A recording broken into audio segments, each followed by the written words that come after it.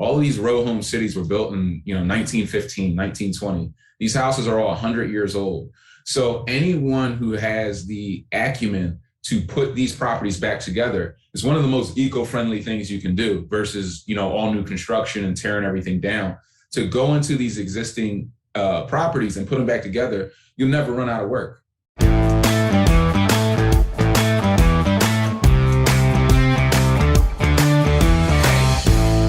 Welcome to the Real Estate and Financial Independence Podcast. My name is Chad Carson. You can call me Coach, and this is a show all about investing in real estate, achieving financial independence, and doing more of what matters. Whether you're a brand new listener or a longtime listener, really appreciate you being here for another episode. Today's topic is how to build neighborhoods and wealth by remodeling older rental properties. This is an interview with Brian Grimes. I had a lot of fun with this interview with Brian, and it wasn't just because we share a love for basketball. Brian's 6'7". He played basketball in college at Columbia University, also played it growing up in Philadelphia. I play pickup basketball. Football is more my sport, but I love playing and enjoyed talking to him a little bit about that. But what we really got into, and what I think you'll be interested in, is his story of investing in real estate, particularly in older neighborhoods. He's in Philadelphia in an urban area, and we talked all about how to pick locations, how to pick properties, how to manage the process of buying properties that you can fix up, turn around, and then rent out.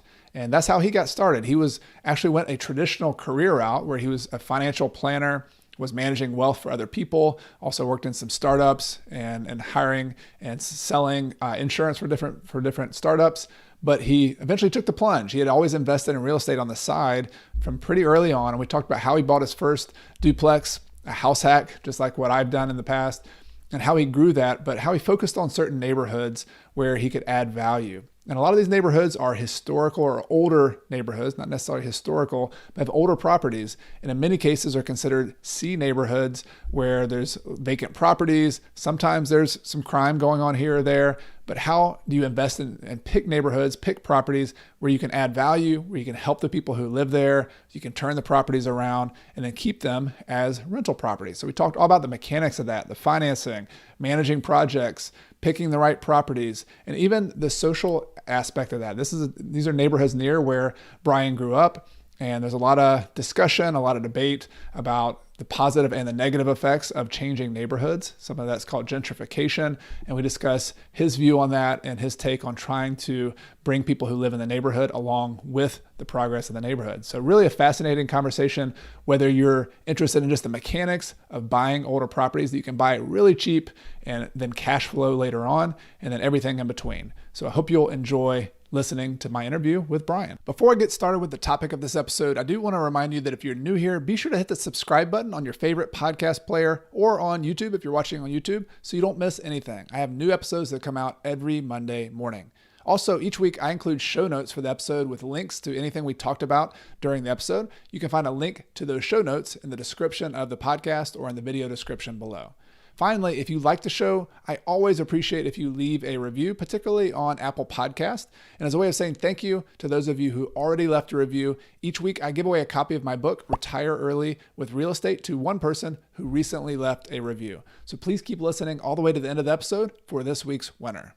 Now let's get started with my interview with Brian. Hey, Brian, welcome to the podcast. Thanks for having me. Really appreciate it. Yeah, I appreciate it too. I connected, or I found you, your channel on Instagram, and just really liked what you were up to up in Philadelphia as a real estate investor, as a developer of communities. And so I wanted to share your story and talk about where you've come from as, both pre-investing and as you're doing it right now. So I thought it might be good just to explain to our listeners here, where you came from, where you grew up, and then maybe we can start from there.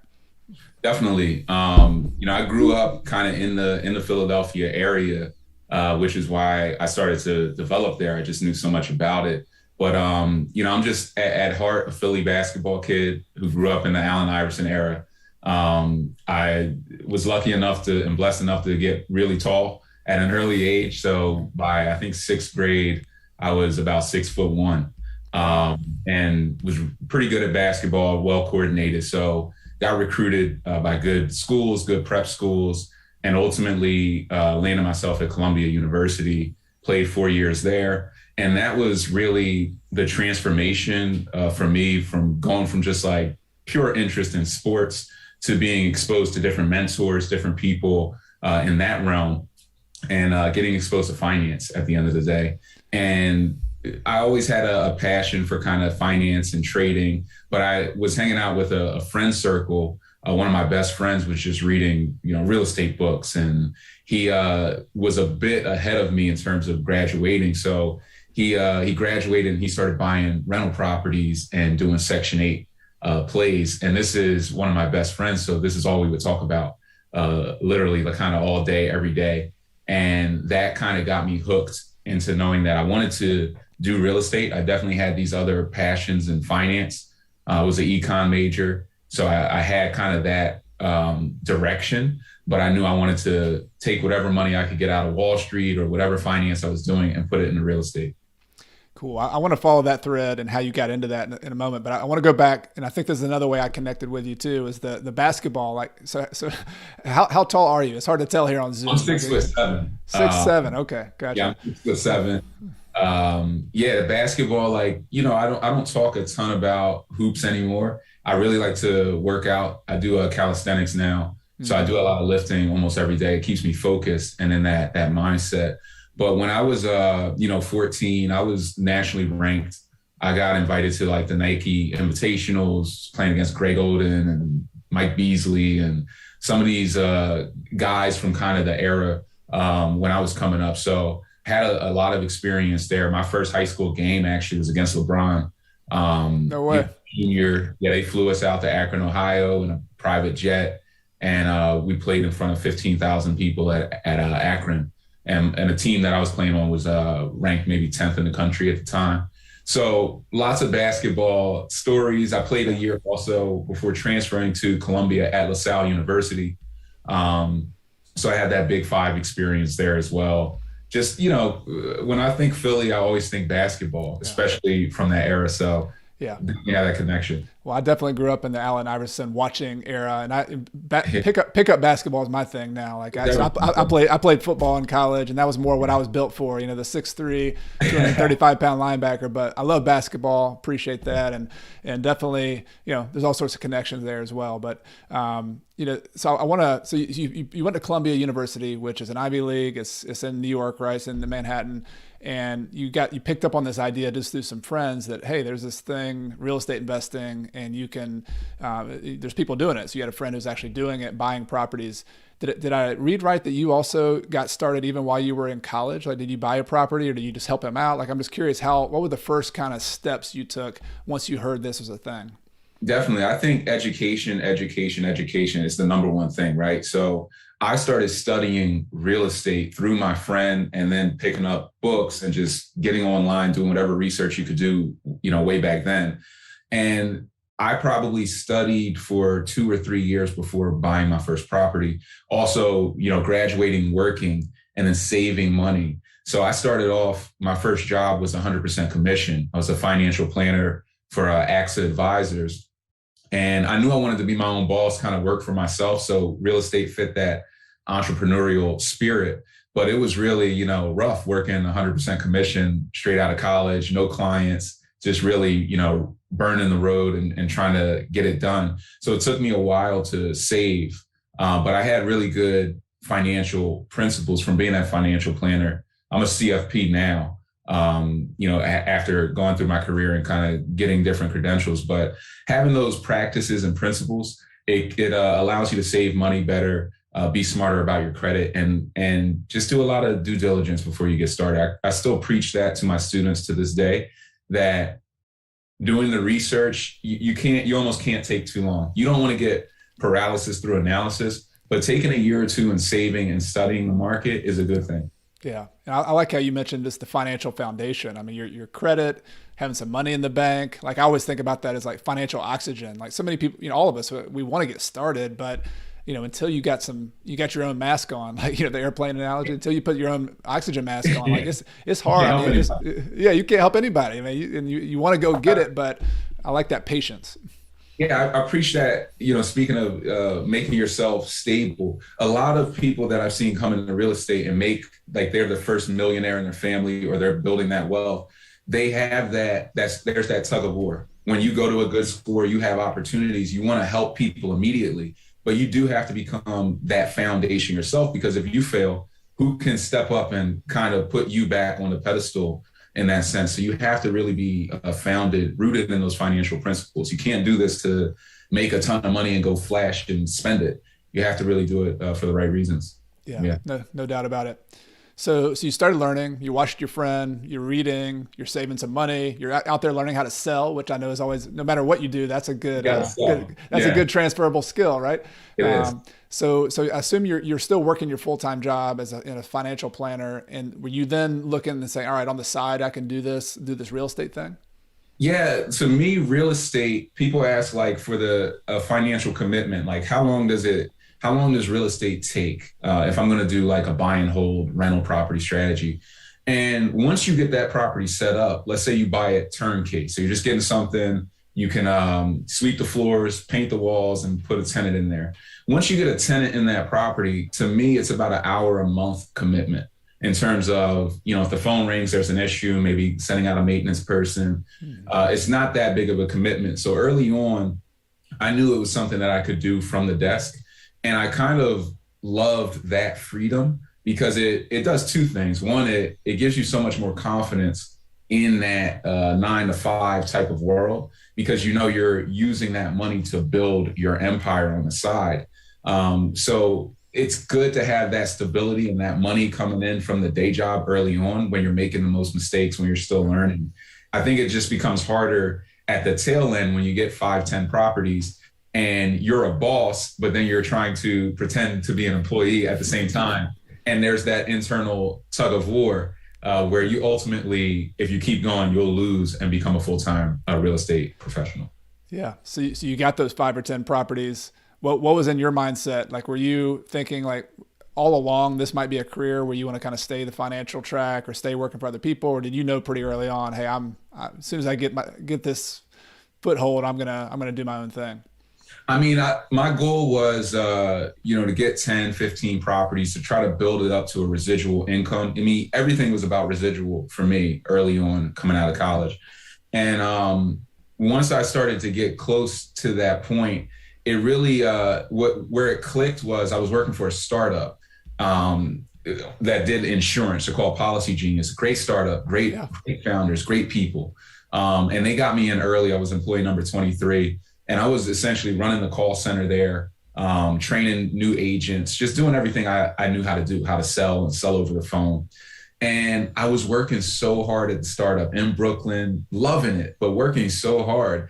I was just thinking, man, if I just worked for myself this hard, how much money could I make? How much opportunity would open up for me? So I just made that decision. I mean, one of my sayings is that my mentor gave me, jump and a net will appear.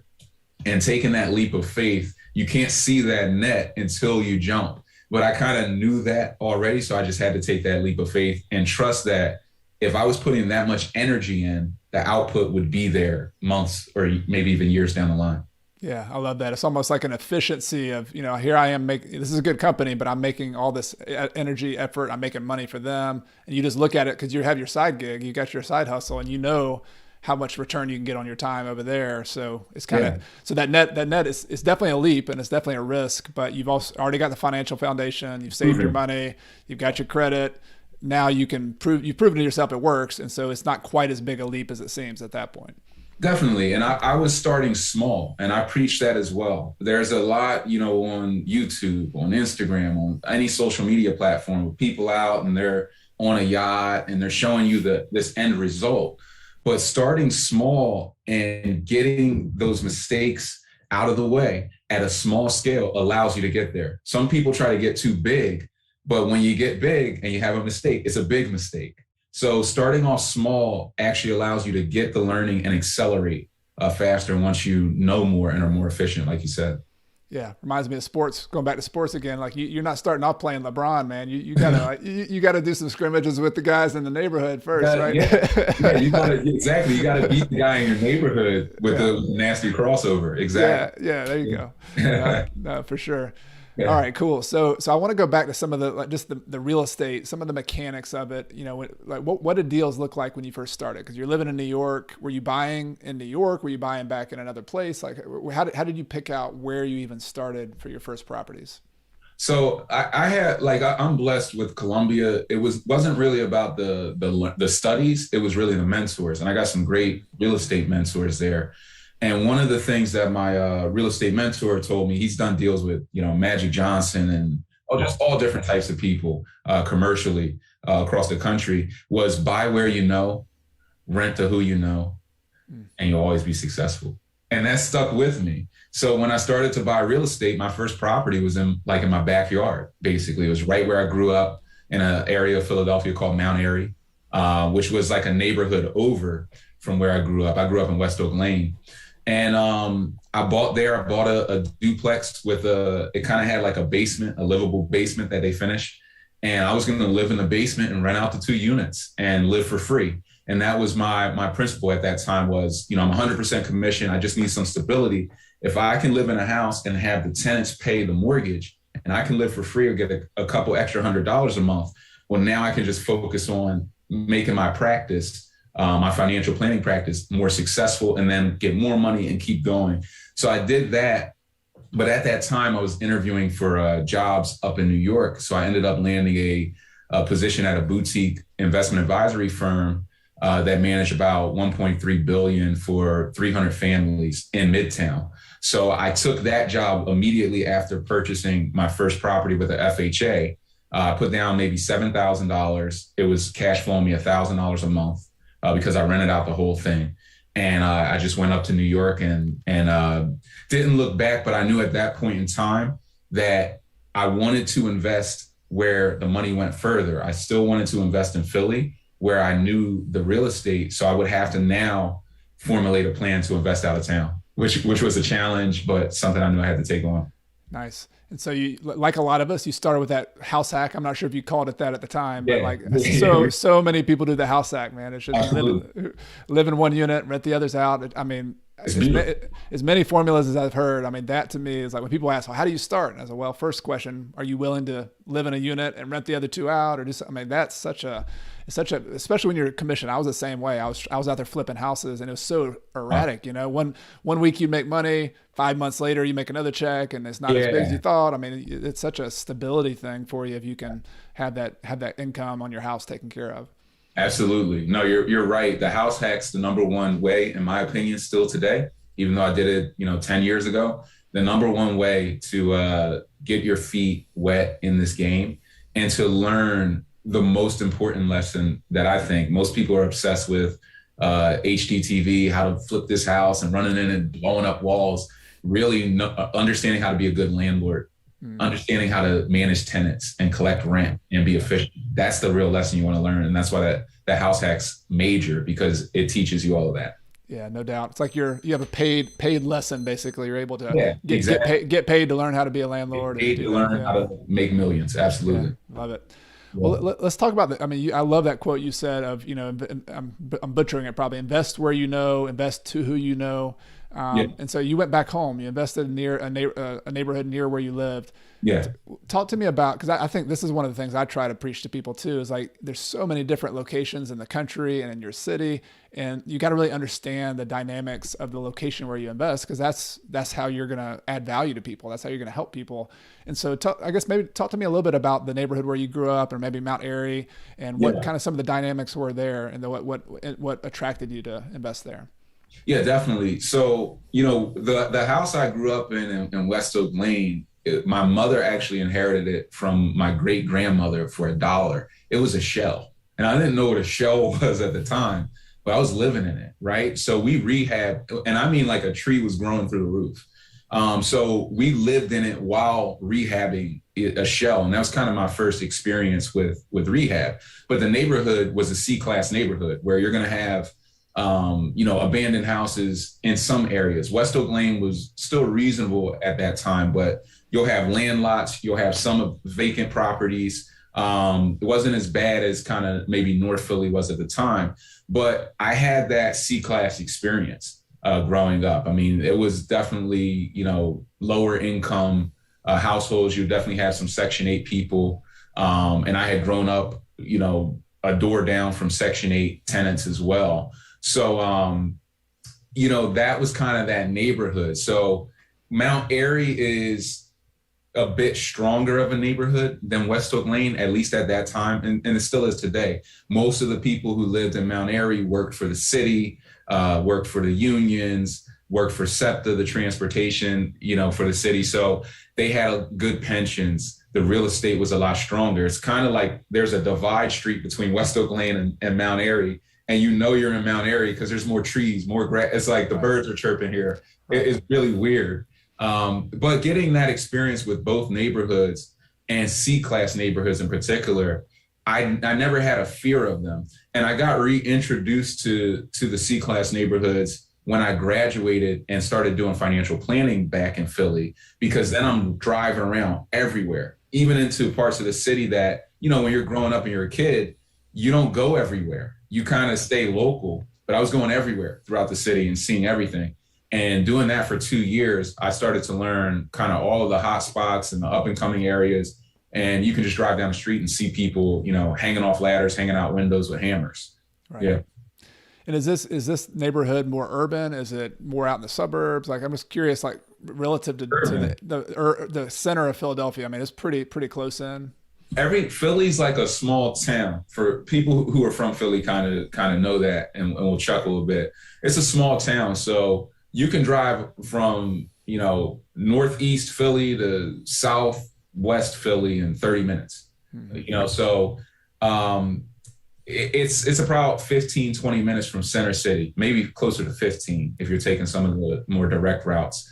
But it's all urban. Everything in Philly's like, to me, 90% row homes, which is another thing that I think is a gold mine opportunity in the United States in particular. All of these row home cities were built in 1915, 1920. These houses are all 100 years old. So anyone who has the acumen to put these properties back together is one of the most eco-friendly things you can do versus all new construction and tearing everything down. To go into these existing properties and put them back together, you'll never run out of work.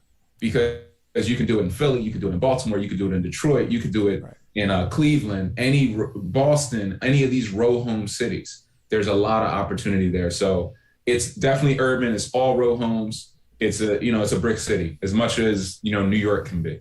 Mm-hmm. Yeah, I love your point there that there's no shortage of opportunities for urban places with old houses.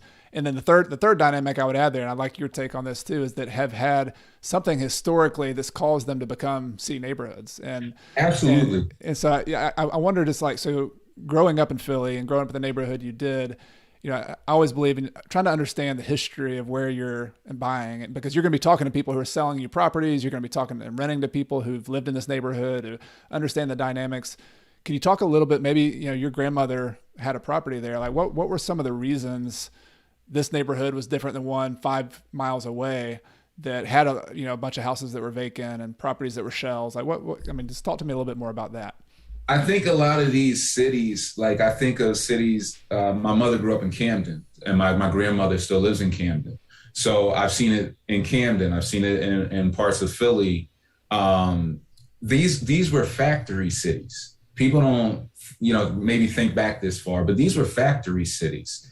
They had big distribution channels, and there was massive disinvestment in, the 60s, maybe not the 60s, but definitely the 70s, the 80s, massive disinvestment. These big factories getting up and going, definitely out of the city, maybe out of the country to some degree, and jobs just lost. You also had some definitely like race-related rioting in a lot of these cities that destroyed districts. Like in a place like Camden, it's like a riot, which is everybody's store gets wrecked and the community doesn't have money to fix it. and jobs are destroyed, jobs are lost. So when you have a massive disinvestment and people don't have jobs, the real estate kind of goes. We've also seen a lot of grandmothers who own properties that are falling down on their head because sons were put in jail because they got caught up in drugs, and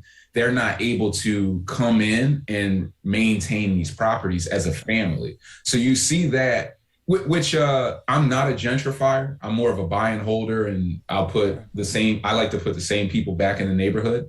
So it's not like I'm fully against gentrification. I understand it exists. It's not something that I, as an individual, can control. It's not something that I really participate in. But when you look at the gentrification at times, there's a storyline that, oh, well, somebody's grandmother got ripped off. That's the storyline of gentrification. The reality that I've seen a lot of the time is, well, somebody's grandmother, this house is falling in on her head. And if somebody can come by and give a reasonable offer, that may be that person's opportunity to get some cash and retire and go down south. And they want to leave this burden, because you need a family to maintain, a 3-story, 2,400 square foot property. You can't really maintain that on a retirement income. These not 100-year-old house. So it's definitely, I think a lot that plays into it, but it's definitely massive disinvestment, a loss of jobs, and then, people getting locked up and coming out, but not able to make money and support the family and take over the burden of the prior generation. That's what we're seeing. Yeah, it sounds like like anything is a complex history, right? There's an economic component of it. There's the social component. There's the old house component, and then the racial component, and then you mix all that up, and every neighborhood has their own is a different story, right? But you're coming, and you're by, these neighborhoods. You've lived nearby. You decided to start investing there first and foremost because you took your mentor's advice and, hey, let's invest where I know. But it also seems that there's an opportunity there. How do you identify, there's been disinvestment, there's money going out for years. Like, how do you identify places that do have opportunity where you're also in this to make an investment profit? Like, how do you identify places that make sense where if you invest money, you're actually going to be getting a return on this? Yeah. Well, I look for a lot of things, right? One thing I look for is low taxes.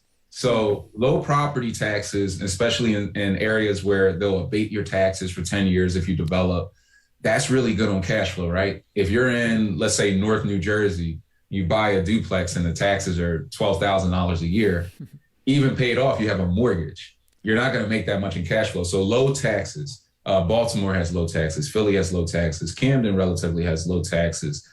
Cleveland has low taxes. So you look for low taxes first. I look for jobs, buying around places like hospitals. Even in rougher cities, the hospitals are providing thousands of jobs. So if you can buy around hospitals, you can definitely attract a certain degree of clientele there. So we're looking for that. You look for definitely that developer spread, I'll call it. So if I can buy a property for $40K and they're selling for $200K on the high end, I'm going to look on the outskirts of that development. So I'm going to look at gentrification and say, okay, they're gentrifying half a mile away. So if I can buy here for $40K and use the comps over there that are $200K, I can do some type of refinance and make an investor's spread here.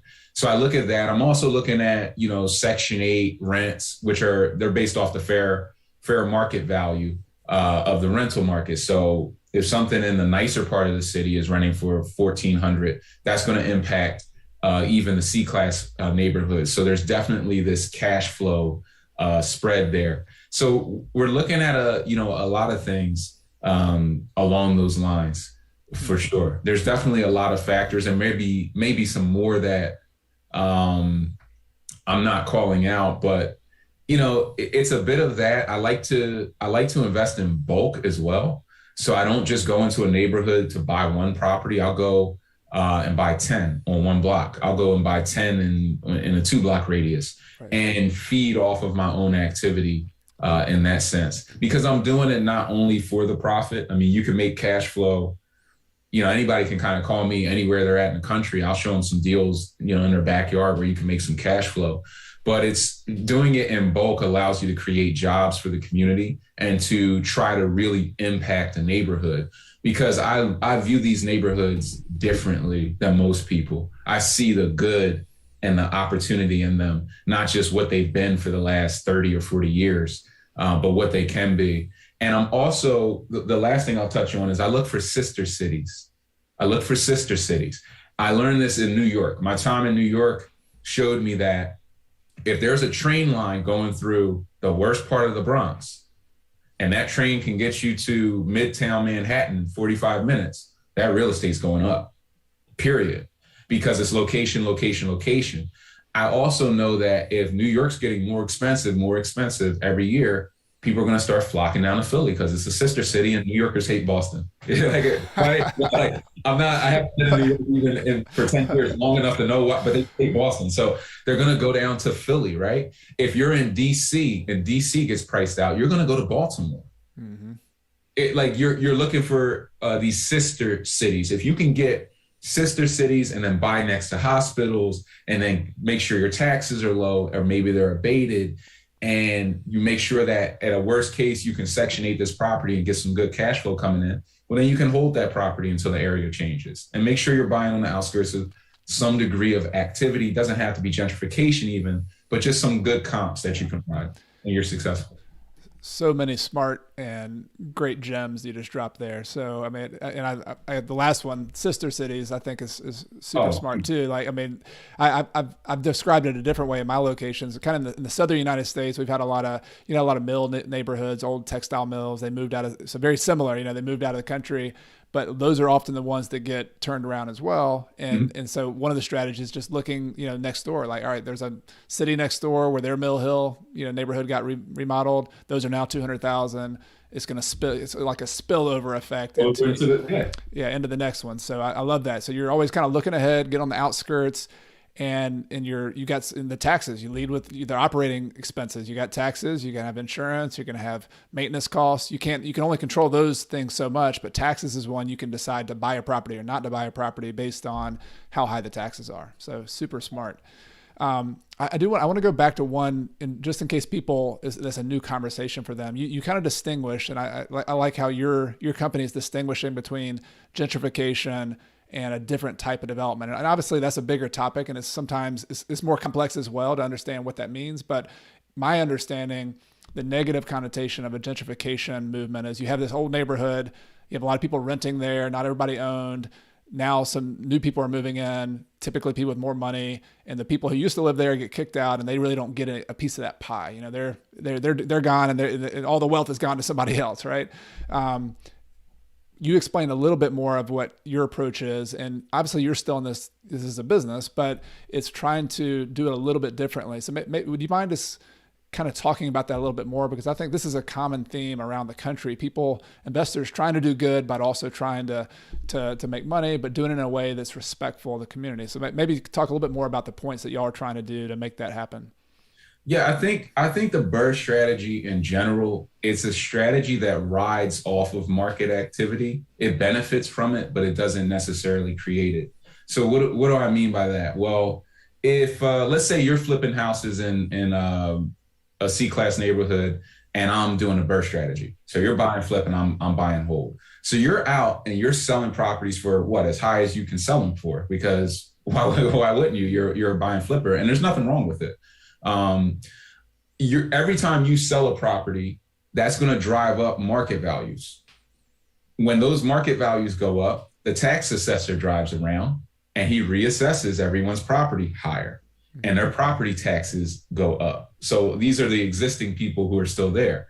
So now they're paying more in taxes to live in the same maybe beat up house.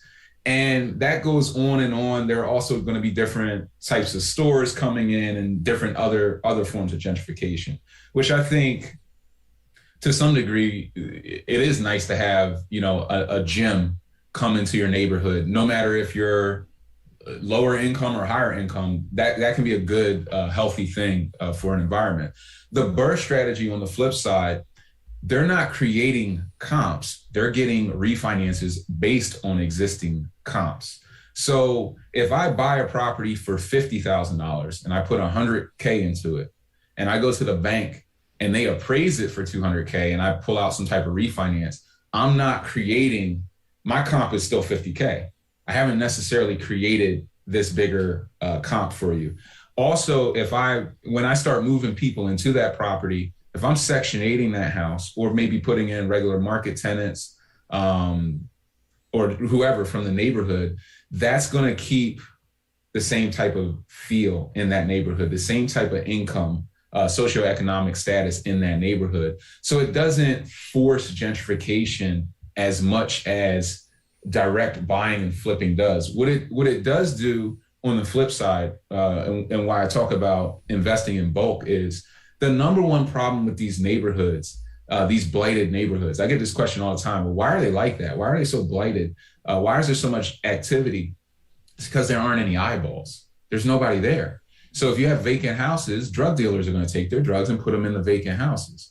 If you start to buy and rehab those houses, refi, rent them out, you're putting more people out there who can see things, call the cops, clean up the neighborhood. Just by putting eyeballs in properties, you start to clean up neighborhoods. You start to push crime out of the neighborhood because there are too many witnesses, too many people around. So it's really the vacancy first that dooms these neighborhoods, that just destroys them and pushes them further and further down. And the only way to truly overcome it is to get people back in the neighborhood. Even if it's the same socioeconomic status, it will clean up the neighborhood. So it's not that I'm against anyone who's flipping houses or doing technical gentrification. I think improving neighborhoods, it happens. And like I said, if somebody's grandmother gets a nice check, right, I look at that on an individual level and say, well, they got a good piece of money for their property. Right. And they weren't, I know these, I've been in these houses and I've sat across the table from a lot of people who can't maintain their property. So if they don't sell it, they're going to give it back to the city. And the city, they will come and put a tax lien on that property and auction it off too. And that happens all the time. Right. So there's just a lot to it. Yeah. So when you look at the tenants who you end up renting to, so you use this BRRRR strategy, you're keeping the property, you're able to have a little bit more control over what happens with the property after you fix it up. Is there a disadvantage to renting to somebody who might be a lower socioeconomic in terms of finances? Like, so if you rent Section 8, is it equal kind of from a financial standpoint, renting Section 8 versus renting to a market rate tenant? Is that equal? Is it just you choosing, hey, I can rent to either one of these? I'm just curious because that's an important decision matrix. Even if you want to rent to the certain group and you're trying to make a difference in the neighborhood, keep people in the neighborhood, I'm just wondering if there's a pressure there to rent it at market rate that's better. Well, I mean, Section 8 pays very well. I think it's a trade-off. They are paying market rent. It's really a management thing. Can you manage Section 8 tenants who I won't even say this only about Section 8 people, but you can see this. But there are tenants that you would refer to as professional tenants. Professional meaning they've rented for 15 years. So they know all the tricks of being a tenant. Whereas a lot of people will rent for maybe 3-4 years and then they'll buy something and then kind of do that. So it's understanding how to professionally manage professional tenants, which is a different level. You will get tested beyond belief if you don't know what you're doing. A lot of what I teach my students is truly just how to protect themselves, how to be excellent, how to have good practices within their business so that they don't get, burned on rent and deal with different issues. But Section 8 pays well. Section 8 can pay 100% of the rent. They typically pay anywhere from 70 to 100% of the rent. So even in down markets or COVID and all these different issues that we've been dealing with, Section 8 still paying. Right. So there's a big plus there. It's almost like the best thing since a muni bond, if you look at it that way. So it's very stable. Dealing with market tenants, like you're dealing with the economy. So then when COVID hits, and people lose their jobs, there's nothing backing up that income. So it's 6 in one hand, half a dozen in the other. I think it all comes down to, can you manage government housing people professionally? And do you enjoy it? And can you create the systems? It is profitable. So the only question is, do you enjoy it and does it fit you and your business model, or doesn't it? And for a lot of people, they're afraid of it. They're afraid of C class. They're afraid of a certain type of tenants and clientele because they don't understand it. They didn't grow up around it. And that's where I think, it goes back to invest where you know. Where you know doesn't have to be your backyard, but it should remind you of something about your backyard. Rent to who you know. It doesn't have to be, your best friend, but somebody who kind of reminds you of somebody you grew up with, or people you grew up around, or your cousins or your family. It has to be somebody you know intimately. You can get into their head. Then you can be a good property manager or landlord for them. And you'll always be successful if you stick with that to some degree. Yeah, really good advice, and it's good. It's good to hear that kind of math. You're looking at the market rate tenants have their drawbacks. Oh, yeah. Section 8, everything's got its pluses and minuses. But from a financial standpoint, I just want to run some real numbers on that. So if you had $150,000 in a house, and I don't know if these are the real rents or not, but if the market rate is $1,400 for that rental that you have right there, then Section 8, if it would look at it and say, all right, we'll also pay $1,400, or the tenant might pay $400 and we pay $1,000, something like that, and then a market rate tenant would pay the entire $1,400 themselves. But so economically in that example is the same. The question is going to be, can you set up your business so that you can serve one client or the other, or both? And particularly when we're going back to the gentrification conversation, if that is one of your objectives, to try to not disrupt the neighborhood, but also help the people who live there. There might be somebody who lived down the street. They were living in a property that was falling in on their head. You've now spent $100,000 fixing this property up. That same person could live in a brand new remodeled house, exactly, pay $400 out of pocket, and live in a house that would rent for $1,500, and they could stay there for a long time, and you'd be happy with that, right? That'd be a good business decision for you to do that. Yeah, and a few things you touched on. I've seen in C-class neighborhoods, if let's say I'm in the heart of North Philly, which is like, it can get pretty dicey, we'll say. If market tenants are paying $900 a month to live in properties that aren't really renovated, if I renovate my property, I can Section 8 that same property for $1,250 to $1,300 a month. So you're actually getting a spread to Section 8, a nice spread, a nice profit spread in most of those cases. So you can get paid a bit more dealing with that. Also, you're dealing with both types of tenants. You're dealing with market tenants. You're dealing with Section 8 tenants. You don't know really which type of tenant is going to be better in that sense. So it is six in one hand, half a dozen in the other. You can get some really bad market tenants who destroy your property worse than Section 8. And there are ways to screen out Section 8 tenants to see, what are some of the better tenants than not. The last thing I'll touch on was the time. Section 8 tenants on average stay for 5 to 7 years in your property, and a lot stay for way longer. That's beautiful. So you can do that turnover math, and students stay for a year.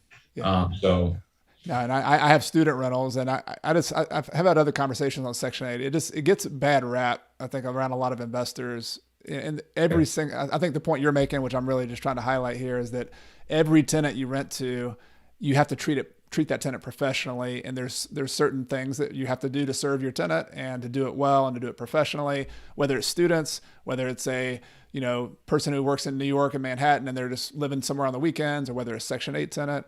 Like, you just got to be professional, which is what you're all about, and you got to treat them well. But then also, if you're creative with it, and if you buy the property right and you finance it right, there are ways to do this that make financial sense as well. And I think that's so cool. I just think that's intriguing, and make more money. Make more money. Make more money doing it than market rentals on average, especially if you're doing it in C-class neighborhoods. And people are people. There are good people and bad people. They can be bad students. They can be good students. They can be bad market tenants, or bad Section 8, or good people on any side. So you really don't know. You just have to have good tenant screening and business practices, and you'll find the good people. Well said. Well, so one of the things, so we've talked about landlording, buying rental properties, neighborhoods.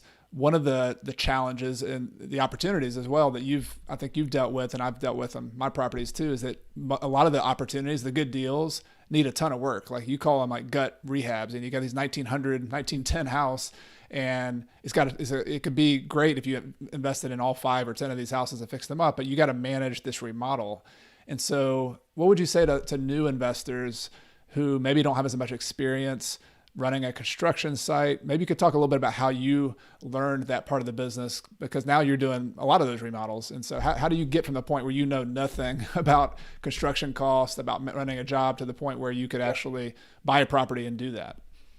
Yeah, I think it was for me, an evolution. I mean, started off turnkey and kind of got inspired seeing a couple of local developers in Philly who were doing full gut, and just dove in and, got burned by contractors. The first contractor ran off with 40 grand, and, the houses were barely done.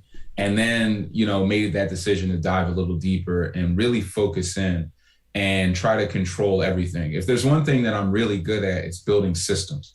So I took my systems building experience and my management experience from sales, building national sales teams, and I started to just implement basic systems. One of the number one systems that I always talk about is, for most real estate professionals, we all kind of have a buddy, a friend who's just sitting on the couch at home that we grew up with, who's just kind of not doing much. Take that person and get them an extra $100 a week, extra beer money, right? And send them to the property. So this is how you do it out of town. And you make your money go further. So you send them to the property 3 times a week, and they get videos. They pull out their smartphone and they get videos of that property maybe 3 times a week. They go in, shoot the contractor, shoot the work being done, give you a visual update. Just doing that system will save you tens of thousands of dollars, maybe hundreds of thousands of dollars. Not doing that system will get you burned. And it's a series of systems on top of systems that you end up building that allow you to manage people.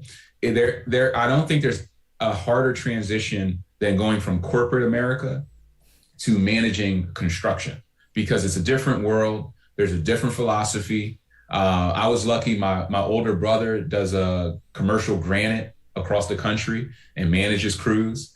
And it's just, some of the things that they do on the job site and the way they talk to each other, if you would get just crushed by HR and corporate, like you would be fired immediately. But it's kind of like, if you don't carry yourself a certain way in real estate and construction, no one respects you. So it's getting comfortable becoming a new person, becoming the person you need to be successful managing deals.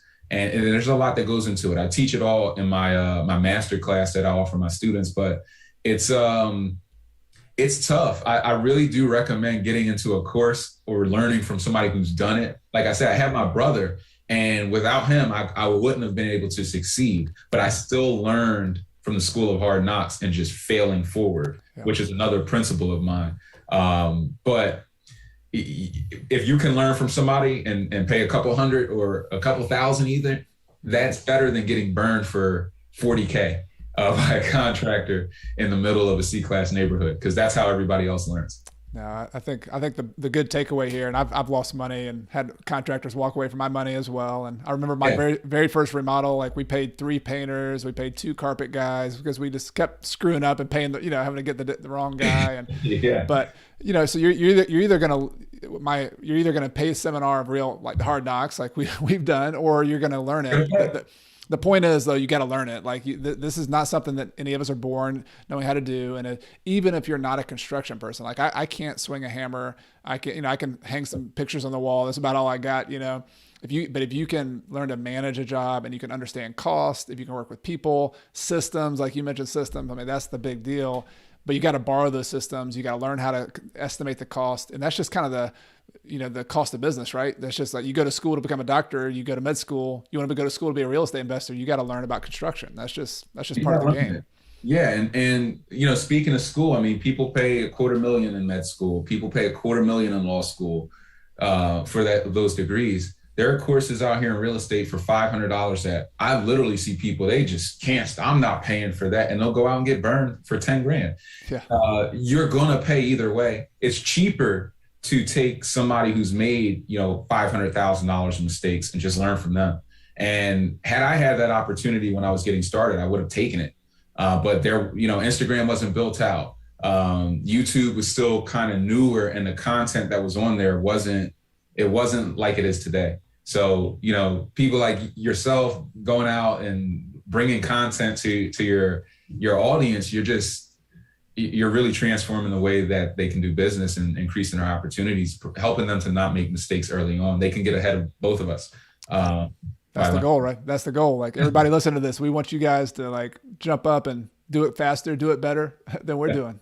Yeah, absolutely. No doubt. Well, Brian, this has been amazing. I could keep on asking you questions, and I love what you're doing. I love how the approach you're taking and how you're integrating a lot of the principles of real estate investing. You're applying them in a way to your hometown in Philly. I know this is going to inspire a ton of people wherever they are to start doing it themselves. And the final question I always like to ask people on the show, this is a show about financial independence, and there's about building wealth, trying to build wealth so that you can spend your time doing what matters, whatever that is to you. And so I guess my final question would be, for people who are on that journey to financial independence, particularly the people early in their journey, do you just have any final tips from the financial standpoint about things they can do, maybe a habit, anything, kind of just a final tip that you think would be helpful for people? Yeah, pay yourself first. It's the number one principle that everybody has to do. You have to pay yourself first in order to become successful, really at anything, definitely at being a business owner. Now, what do I mean by that? Every check you get, people get their paycheck, they pay everybody, right? You pay the cable bill, you pay the landlord, you pay your car note, you start sending money all out. You go to the grocery store, you pay the grocer, you pay everybody, but you don't pay yourself. When you get your check, the first 10% should go into a separate account that you don't touch unless there's an investment. Now, that account, money has a funny way as it's growing and getting bigger, it starts to multiply itself essentially. So you'll start saving. And what you're learning is how to save money. And that's an important lesson. So you'll save your first 10,000. You'll take that 10,000 to an FHA. And then that FHA will start paying you $500 a month in cash flow, but you still learn how to save $10,000. Now you're going to save 10,000 faster, and you keep doing it and it comes faster. And just doing that one principle accelerates you. You then bump that up from 10% to 20% to 30%. And instead of bumping up your lifestyle as you get raises and more money, which is what everybody else does. And that principle to me that's the number one principle outside of just, fail forward. Most of your favorite developer, whoever's inspiring you, they most likely are failing their way forward. Too many people are afraid to fail forward in life. They're afraid of that failure. But if you just get up and keep going and keep your financial principles tight, keep paying yourself first, you're going to win. It's just a matter of time. So that's kind of, what I preach. Agree, 100%. And I mean, you're on the show talking about the $40,000 contractor you lost money with, and yet you move forward too. So I'm just validating that, hey, you're doing what you're preaching. You did the same thing. Yeah, no, I did the same thing. Definitely. Cool. Great. Well, Brian, really appreciate it again. And I wanted to give you some time to hand off to people. I know they're going to want to stay in touch with you, see what you got going on. You mentioned some courses you got going on. So just let people know. I'm going to put links to this in the show description as well. But could you tell everybody where they can follow along with you and what you got going on too? Yeah, the best place to follow me is on Instagram at Grimes Estate. I put all of my content there. I put a lot of free content there. Anytime I have, something that I want to share, which is pretty much every day almost, it feels like I'm just dropping gems. I have a masterclass for my students, the 100 Keys Masterclass, where I teach everything that I learned over the last 5 to 6 years, even though I've been doing this for longer than that, but really scaling a business out of town. So if you're somebody who wants to invest out of town, you live in LA, you live in somewhere where it's super expensive, the real estate's unaffordable, and you see properties in neighborhoods across the country, and you just want to know how to build out. That's what I teach, is how to scale an operation out of town, how to full gut rehab 10, 20 properties in a year in your underwear, right? at the kitchen table. That's what I'm teaching in this masterclass from step A to Z. So I do that. I also have a construction crash course for people who may have, an idea of what they want to do, but they're a little more budget conscious and they just want to learn about the construction piece, how to full gut renovate properties and make money that way. And outside of that, I do some free group calls every other Monday where people who are new and just wanting to get their feet wet and haven't really spoken with anyone can join and ask questions to me directly. I cover a variety of topics. We just talked about last night how to secure your rental properties in C-class neighborhoods to keep you from getting robbed.